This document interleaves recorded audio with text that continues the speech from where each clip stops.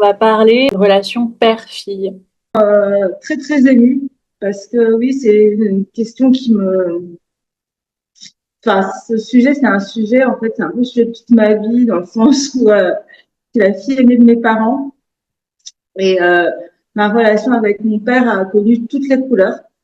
Et sachant qu'en fait, mon père est mort en décembre 2025, donc son départ est tout frais. Et avant de mourir, en fait, il a été malade très très longtemps en 2023. Et c'est vraiment pendant cette période où j'ai appris à le connaître, à accepter complètement qui il était.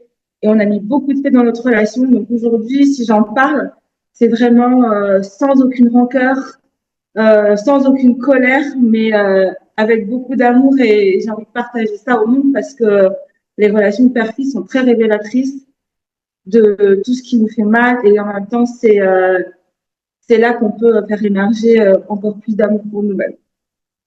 Complètement.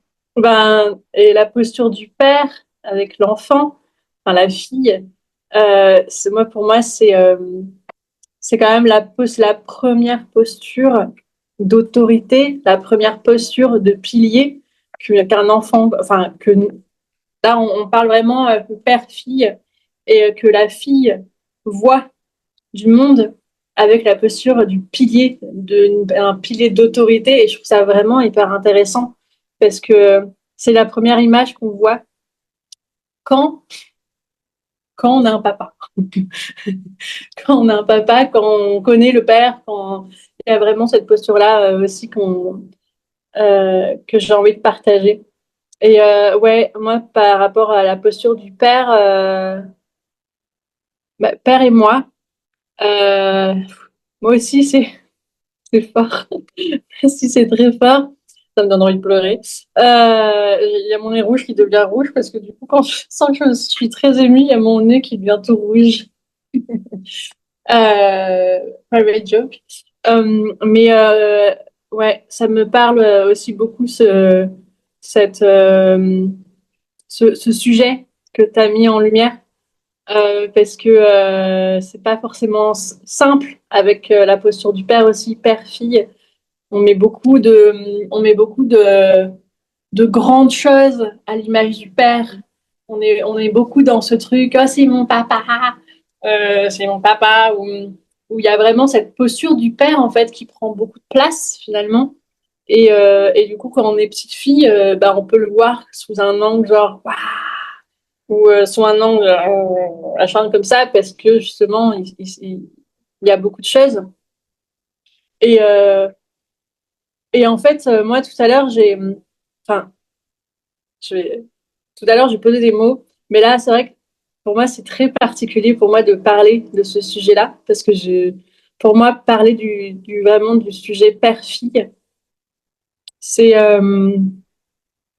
c'est comme si, alors attends, là au niveau de mon corps, je disais tout à l'heure par rapport au corps, ça venait toucher, bon, on voit pas, ça venait toucher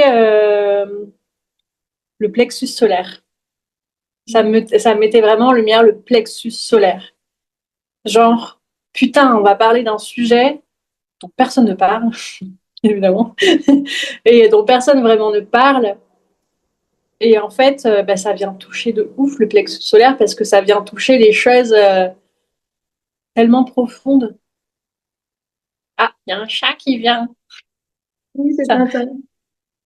Oui, et en fait, c'est vrai que quelque part, tu vois, il y a un côté intouchable dans ce que le père incarne pour la petite fille. C'est souvent mon père ce héros, mon père celui qui va me permettre de m'ouvrir au monde parce que quelque part, la maman, c'est celle qui te protège, celle qui te garde dans ce nid et le papa, c'est celui qui va t'ouvrir l'ouverture. Et quand tu parlais d'autorité, d'autorisation, ben, en même temps, c'est autorité et autorisation. Je pense que c'est ces deux mots ensemble qui, pour moi, euh, symbolisent le père, en fait. Et j'avais vu un post aussi, à peu près après le départ de mon père, qui s'appelait Permission, parce que c'est vrai que quelque part, tu vas toujours inconsciemment te demander est-ce que mon père serait d'accord avec ça, malgré tout le chemin que tu peux faire, malgré tes actes de rébellion à l'adolescence, par exemple, et ben, en fait, à un moment de ta vie, tu vas te demander, est-ce que mon père serait d'accord? Et ça, je trouve ça complètement dingue et en même temps complètement compréhensible, quoi. Waouh, ça vient toucher quelque chose quand tu me dis ça, mais waouh! Oh mon Dieu, je finirai par m'effondrer dans ce podcast. Euh, Ça vient toucher quelque chose de fort. Waouh, au niveau de ma gorge. Ouais, je sens aussi. Waouh, c'est non mais c'est ouf parce que moi tout à l'heure j'ai tiré des cartes dont je parlerai un peu après et puis pas forcément après d'ailleurs. C'est il y a une carte il y a une petite pile de cartes, je sais pas quand elle va sortir, mais du coup là je sens que c'est le moment.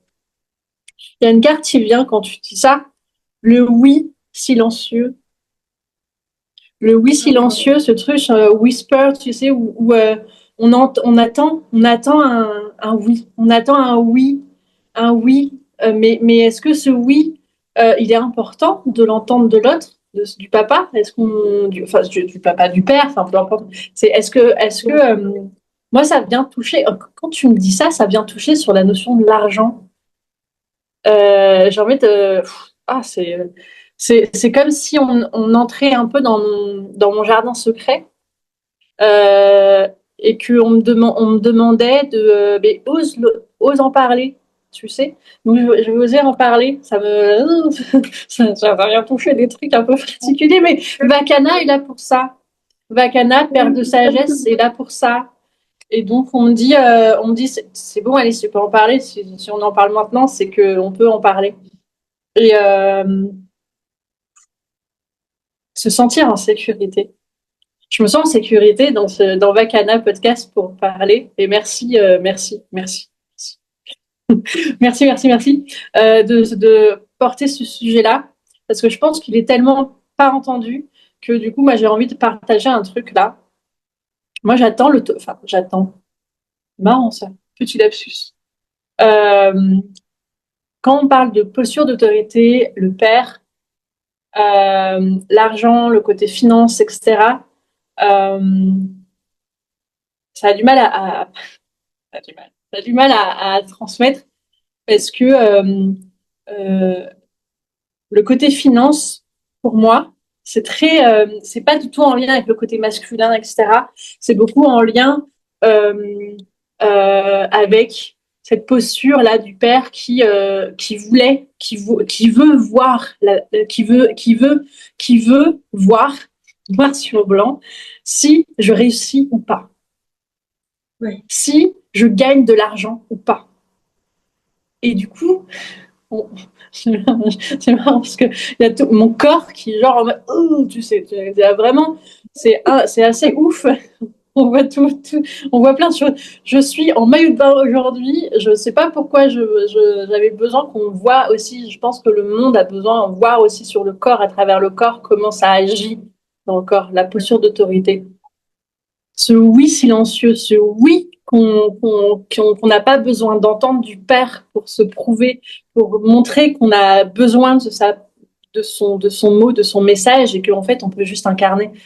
On n'a pas besoin du oui du père, on n'a pas besoin de sa figure d'autorité, on n'a pas besoin de son accord, on n'a pas besoin de son oui, on n'a pas besoin de lui prouver. Et, Ouais, on a besoin de son amour. On a besoin de mais son amour. et Et pour je moi, pense que l'amour est en lien avec l'argent parce que leur, j'ai pas prévu mes mouchoirs. J'ai oublié mes mouchoirs. La, leur amour, moi dans ma famille, la marque d'amour, d'affection, est en lien avec l'argent. Ils me prouvent leur amour quand je galère financièrement. Ils me prouvent leur amour en me donnant de l'argent. La posture d'argent, pardon, lapsus encore, la, la, la notion d'amour est en lien avec l'argent. oui, Moi. je vais rebondir sur ce sujet Oui, parce que je pense que c'est pas que dans ta famille, c'est vraiment dans cette génération où ils viennent de périodes où il y a eu beaucoup de manque et que du coup, nos pères se sont positionnés en pourvoyeurs d'argent pour le foyer Mm. et que et qui savaient pas comment pouvoir l'amour parce que de toute façon ils n'ont pas appris Mm. et que quelque part ils croyaient que l'argent ça suffisait et et donc ils faisaient le job quoi Mm. et je sais que dans ma famille c'était ça aussi et on sait pas vraiment on n'a pas vraiment su se donner de l'amour je sais quand mon père a eu ses 80 ans on avait déjà partagé beaucoup de choses à l'hôpital le fait qu'on avait mis c'est bon, on s'était recouvert d'amour, c'est vrai. Et puis à la fin de la journée, je lui ai dit, je t'aime, papa. Et puis il m'a dit, ok. C'est ah bon, d'accord.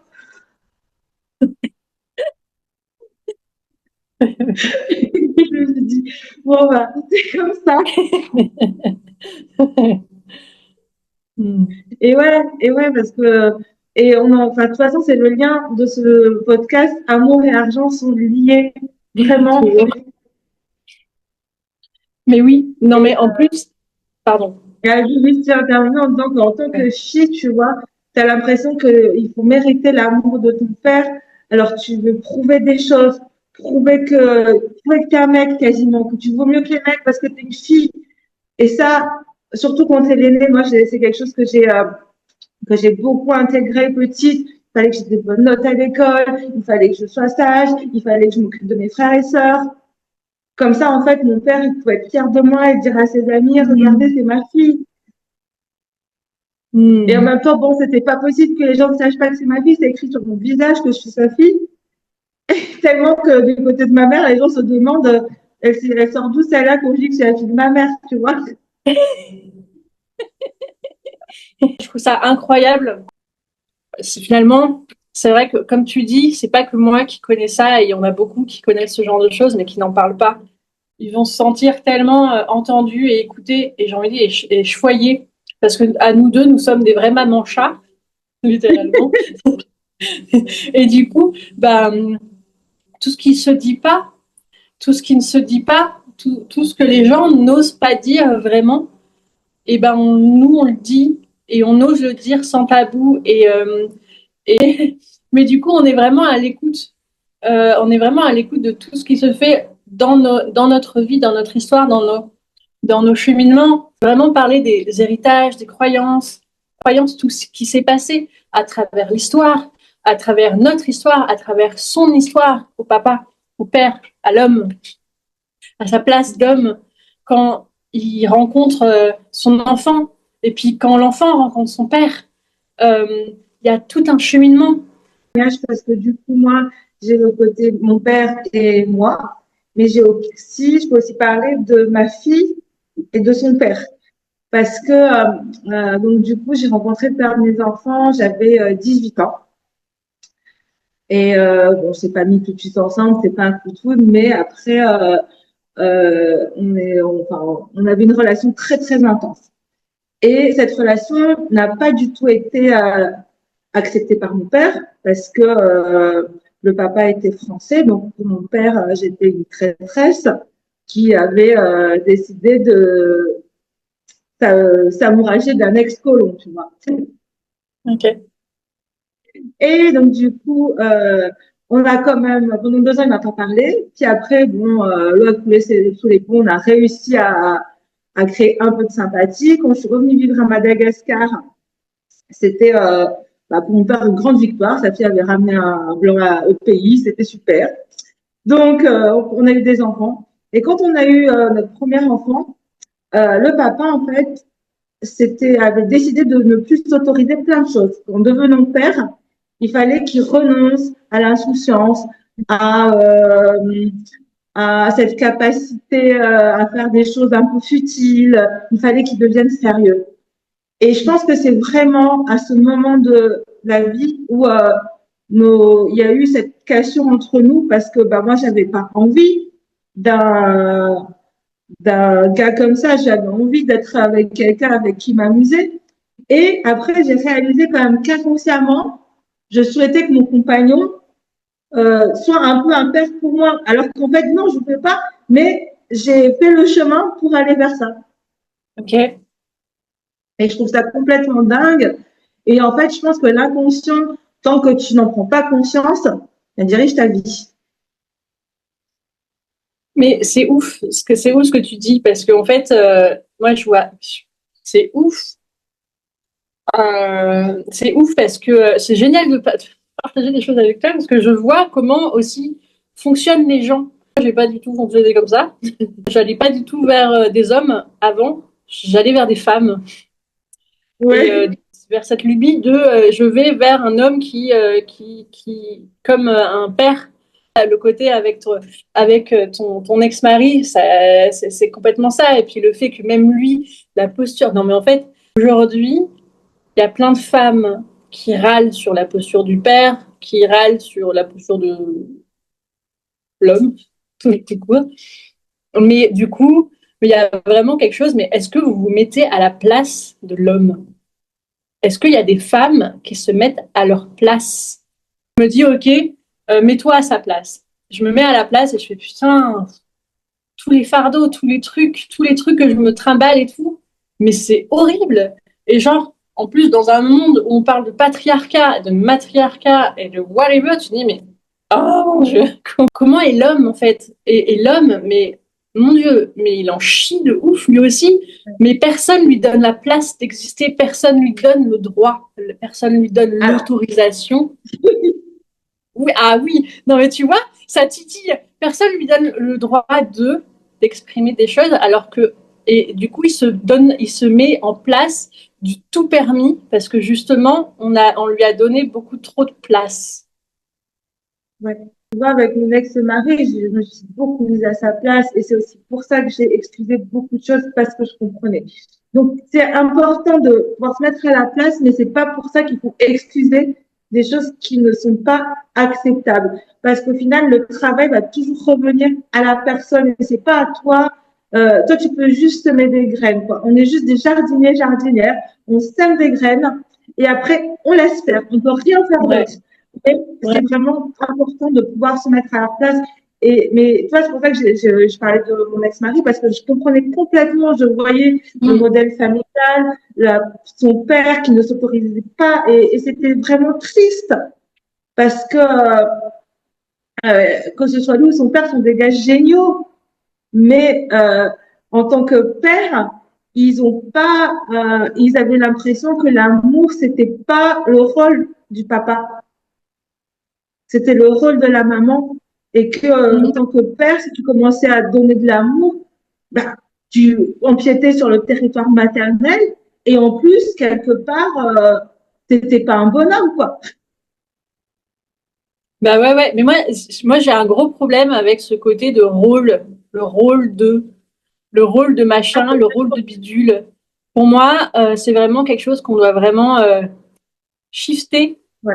parce que en fait, ça te met dans une posture qui est genre, mais si je tiens pas ce rôle, mais qu'est-ce que je suis? Qu'est-ce que je fais? Qui suis-je si je ne suis pas ça?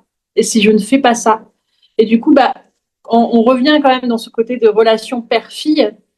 Et, euh, et en fait, dans ce truc de posture, juste une posture du grand tout, dans l'immensité du grand tout. Et en fait, euh, je sais que parler de souveraineté, moi je voulais vraiment parler plus de ça vers la fin, mais en fait tout revient à ça. C'est en fait quand tu es en âge de conscientiser que tu existes toi dans ton propre corps, quand toi tu reviens à toi et que tu nettoies les blessures, que tu nettoies les traumas, que tu nettoies plein de choses et que tu reviens à toi et dans ton essence et que tu comprends, tu dois juste reconnecter à ton père, à toi, ta mère, à toi. Et putain, mais en fait, c'est tellement beau après parce que tu vas accueillir tellement les bonnes personnes pour toi. Tu vas accueillir les bons partenaires, mais pas que d'amour, enfin d'amour, de travail, peu importe. On accueille tellement les bons partenaires à soi. Et puis, même toi, t'es maman, moi, mes enfants, ils sont dans les étoiles. Et du coup, toi, t'es maman et tu le vois à travers aussi les yeux de ta fille par rapport à son papa. Toi, tu le vois avec ton papa, même s'il est dans les étoiles aussi aujourd'hui. Moi, aujourd'hui, avec moi en tant que père, moi en tant que mère. Et en fait, je trouve qu'on met beaucoup de choses dans cette place du père et sortir du rôle de la petite fille aussi. Enfin, on pourrait dire plein de choses en vrai. Pour revenir sur ce Y a- sujet, c'est vision parce que il y a des fils qu'on va tirer aujourd'hui qui vont être les nouveaux fils des futurs podcasts parce que c'est un sujet interminable. C'est un sujet interminable, mais il fallait qu'on le commence parce que ouais, euh, parce que les filles d'aujourd'hui ont besoin d'entendre ça pour remettre de l'amour. C'est vraiment de l'amour en fait dont on a besoin, que tout notre être baigne d'amour pour nous-mêmes et qu'après en fait ça éclabousse toutes nos relations, et en particulier avec nos parents parce que au final on va grandir soit dans l'imitation, soit dans l'opposition. Alors que, en fait, il s'agit de sortir de l'un ou de l'autre pour se découvrir, quoi. Donc, et c'est ça, grandir, et c'est merveilleux. J'adore grandir. le lien le père et la fille, très difficile pour moi de le partager parce que c'est vraiment quelque chose qui est très intime, mais que je dois l'exprimer. C'est maintenant, c'est maintenant. J'ai envie de Mais partager un truc, oui, tu sais, sur le côté du papa qui ne fait pas de mal à une mouche. Connu, donc moi j'ai des sœurs, j'ai deux grandes sœurs. J'ai une famille très unie, très vous aimante, êtes que des filles. que des filles. Et d'ailleurs, dans la famille réunie, il y a très peu de garçons, très peu. Et très, très, très, très peu. Il y a vraiment beaucoup de filles, beaucoup de femmes. Et, moi, dans mon enfance, j'étais beaucoup plus attirée par ma mère que par mon père. C'était elle qui donnait l'autorisation. Ouais, ouais, ouais. Mais en fait, moi, c'est vraiment le côté matriarche. En fait, pour moi, le patriarcat, ah bon?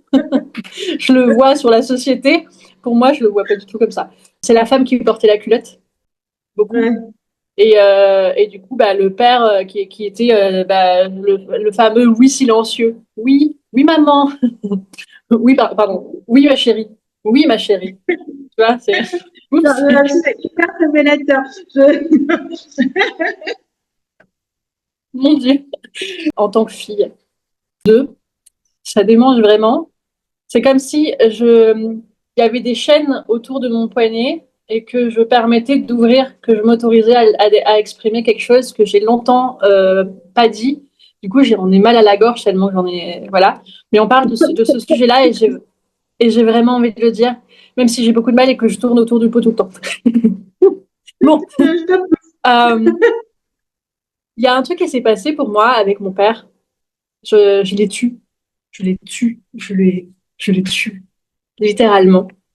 Parce que j'avais pas le droit d'en parler. Parce que, mais est-ce que c'est vrai? Est-ce que c'est vraiment vrai? Est-ce que c'est la vérité? Oui, oui, c'est la vérité. C'est juste que je l'ai tellement tué que je l'ai descendu, descendu, descendu, descendu. Mon papa, c'est quelqu'un de très silencieux qui ne parle pas beaucoup, mais quand il parle, il parle. Quand il a quelque chose à dire, il le dit. Il le dit jusqu'à en être violent. C'est un faux calme. On appelle ça un faux calme. Et du coup, bah, quand il n'est pas d'accord, il le dit. Il le dit bien. Il le fait comprendre. Quitte à être violent. Sauf que il devient violent qu'avec les personnes qui le titillent. Et du coup, qui touche la sensibilité de l'autre, et ben lui, il vient encore plus toucher, mais de manière parfois très violente. Et je décroise mes jambes, je pose mes deux pieds par terre. Mes sœurs voient mon père comme quelqu'un de très doux, d'une grande douceur, d'un grand amour. J'ai mal au dos, j'ai mal dans le bas du dos. Et en fait, moi, mes blessures, toutes mes blessures, je les ai connues majoritairement dans ma famille. Vraiment ma famille, le pilier, etc. Et j'ai connu toutes mes blessures dans la famille. Toutes. Et en fait, euh, l'injustice, la trahison, tout ça, toutes ces choses-là, j'ai dans la posture du père et de la fille. Mon père, qui ne fait pas de mal à une mouche, qui n'aime pas trop des choses qui sortent un peu de l'ordinaire. Si on est un peu différent, bah ça c'était avant. Mais quand on était un peu trop différent, quand on montre trop de choses, bah ça touche à tout ce qu'il n'a pas pu dire, tout ce qu'il ne peut pas. Du coup, bah il faut qu'il l'exprime d'une certaine manière. Et euh, et moi, j'ai grandi très silencieusement. Je ne parlais pas. À chaque fois que je voulais parler ou que je voulais dire quelque chose, euh, bah, on ne l'entendait pas ou on ne voulait pas l'écouter. Du coup, ça sortait en criant, comme mon père. Comme mon père, et de manière violente, comme mon père. Et putain, c'est la première fois que je capte ce genre de choses. Wouhou.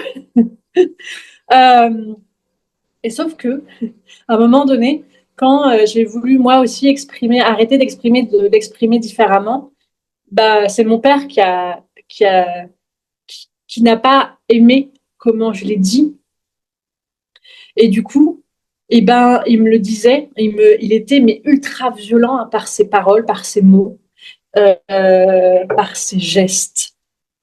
Et quand je l'ai dit un jour à mes sœurs que papa papa, il me violentait. Il me violentait verbalement, il me violentait physiquement. Il me prenait le bras, il me jetait. Un jour, il y avait quelque chose que j'ai dit pour rigoler, parce qu'il était con. Il a dit une blague. Il dit, papa, t'es con. Il a pas aimé. Il a tellement pas aimé qu'il s'est mis dans une rage noire on était dans la voiture, il a arrêté net dans la voiture, il m'a sorti, il m'a fait détacher ma ceinture, il m'a fait sortir de la voiture, il m'a laissé dans les champs. J'ai entendu ma mère hurler. Mais qu'est-ce que tu fais? Va chercher, va récupérer Alice. Et du coup, il y a vraiment ce truc, cette posture du père qu'on voit comme un, ah bah oui, il est mignon parce que il est trop cool parce qu'on fait de la musique. Et moi, j'adore la musique. Donc, la seule chose qui me rapprochait de mon père, c'était la musique. La musique, le rock, etc. J'ai dansé le rock avec mon père jusqu'à mes 17 ans et après, j'ai grandi. J'ai grandi à 17 ans et je suis devenue une femme. Et quand je suis devenue une femme, bah, c'est là où il y a quelque chose qui est arrivé. Et en fait, il y a eu vraiment ce truc qui s'est passé. Il y a eu un shift qui s'est passé. La folie, je sais pas, on m'a dit des choses, il m'a dit des choses ignobles, ignobles, vraiment ignobles. J'ai eu peur des hommes à cause de lui. J'ai eu peur des hommes à cause de lui. J'ai eu peur, je me suis dit, mais mon Dieu, tous les hommes sont pareils, mais mon Dieu, mais je veux pas du tout être avec des hommes.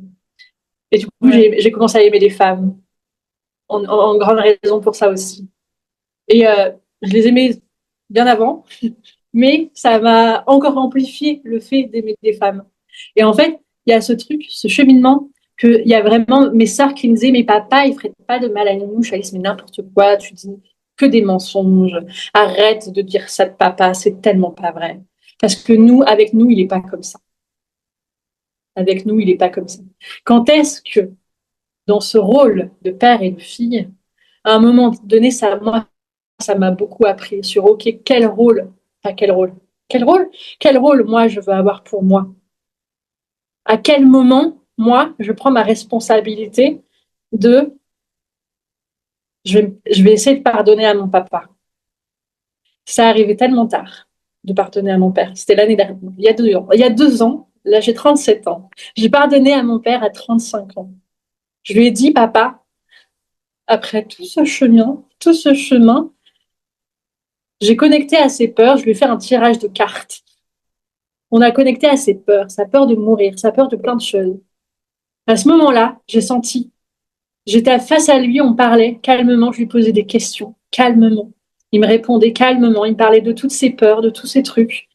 Ça m'a touché l'âme, ça m'a touché le corps, et c'est à ce moment-là que j'ai compris que j'étais en plein pardon, pardon, pardon. Et lui, il me disait, il était tellement ému que je lui pose des bonnes questions, que je le fasse parler en calme, de manière si calme, si douce. Et que j'ai dit à ma mère qui voulait parler, je dis, maman, chute. Maman, chute, c'est papa qui parle. C'est papa, je mets, C'est papa qui parle là. C'est papa qui parle. C'est pas toi qui parle. Je te laisse parler, papa. Pendant 1 heure et demie, j'ai laissé mon père parler. J'ai laissé mon père parler. J'ai laissé parler ses peurs. J'ai laissé parler ses douleurs. J'ai laissé parler tous ces trucs. Je lui ai laissé parler. Je lui ai dit, papa, c'est à toi maintenant que je te laisse. C'est toi, tiens, je te laisse. Il m'a dit, Alice, tu poses tellement les bonnes questions. Et Que tu lui as t'as offert ton quelque chose pouvoir qu'il n'a jamais magique. offert. Ton Tu lui as pouvoir offert quelque chose magique. qu'il n'a jamais offert, quoi. Ton pouvoir magique à toi, c'est de pouvoir poser les bonnes questions aux gens. Et putain, ça m'a. Ah. Et ce moment, j'ai compris littéralement. En plus, il avait tiré la rose. La rose. Mais papa, t'as tiré la plus belle carte. L'amour. L'amour, l'amour de lui. En osant transmettre les questions que je lui ai posées, il m'a, j'ai pu lui pardonner de tout ce qu'il m'avait fait, de tout ce qu'il m'avait fait. J'ai pu pardonner à mon père. J'ai dit fuck off maman, arrête de parler. Je lui ai donné sa place, la place. Et à partir de ce moment-là, j'ai senti que dans mon corps et dans mon cœur, tout là, c'est vraiment corps du papa. Et à partir de ce moment-là, j'ai pu faire des câlins à mon papa.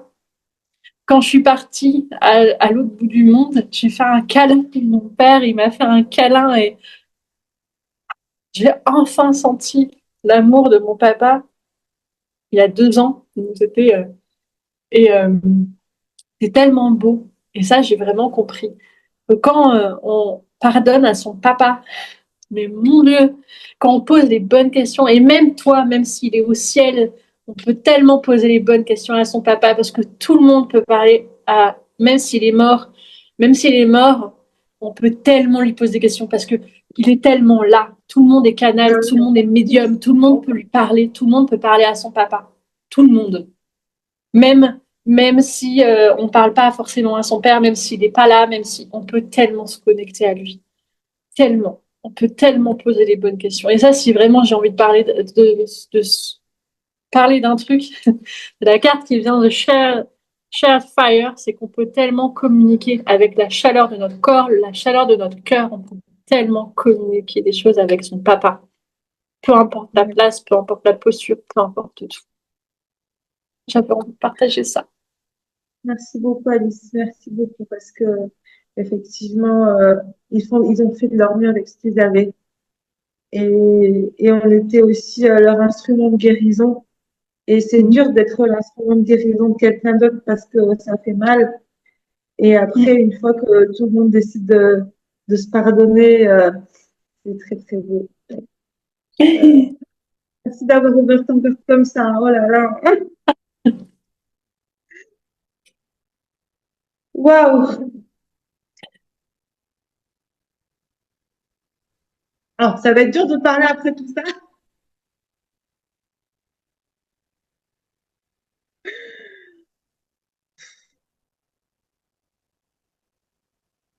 Merci à nos Il y a toujours papas. une lumière. Il y a toujours une lumière qui est là. Il y a toujours ce truc qui est là. Ils sont toujours là et on est Et toujours ils là sont pour eux. Ouais. une fois, j'avais fait une séance avec un ami qui m'avait parlé justement de. Et il me disait, mais tu sais, Mérissou, en fait, parfois c'est un peu dur pour ton père de voir comment tu t'autorises beaucoup de choses que lui ne s'est pas autorisé. Parce que, en fait, mon père, s'il avait vraiment écouté son cœur, il serait resté vivre aux États-Unis, il serait pas rentré à Madagascar, donc je serais pas là. Mais et il m'avait dit, ouais, il dit t'en veux en fait, parce que toi tu fais ce que tu veux. Et il a dit, bah rappelle-toi juste que tu seras toujours la petite, il sera toujours le grand, même si aujourd'hui tu as l'impression de le materner, parce que en fait mon père c'est le dernier de sa fratrie et une partie de lui a toujours refusé de grandir. Et quand on l'a obligé, son grand frère l'a obligé à rentrer à Madagascar, ben, il a eu vraiment, vraiment beaucoup de mal à l'accepter, quoi. Et j'avais pas réalisé ça avant cette séance. et vraiment, comme tu disais au tout début, se mettre à leur place.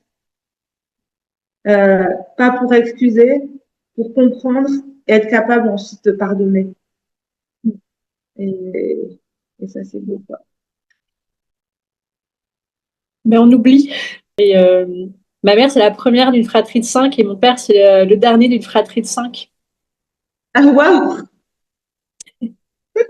La complétude. Ouais. Et ils sont toujours ensemble. C'est trop beau. Moi, mes parents, c'est mon Dieu, avec tout ce qu'on a passé, tout ce on est passé de la haine à l'amour. C'est le fait de leur avoir pardonné sur beaucoup de choses. On représente vraiment la complétude. C'est là que tout peut se créer, tout peut se faire, et que on a pardonné à ses parents.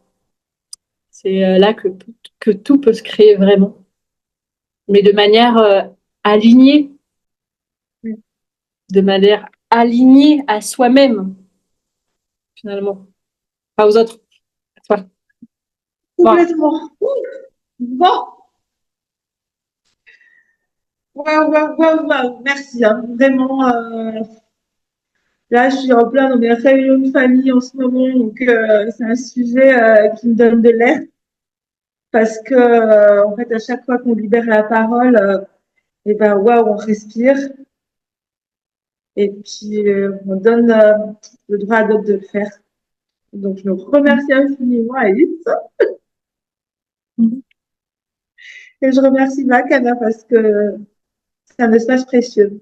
Je suis heureuse qu'on les co-crée ensemble et je lui souhaite encore de belles aventures. Mais tout à fait. Des perles de sagesse. Ouais, exactement. Bon, on vous dit bye bye tout le monde.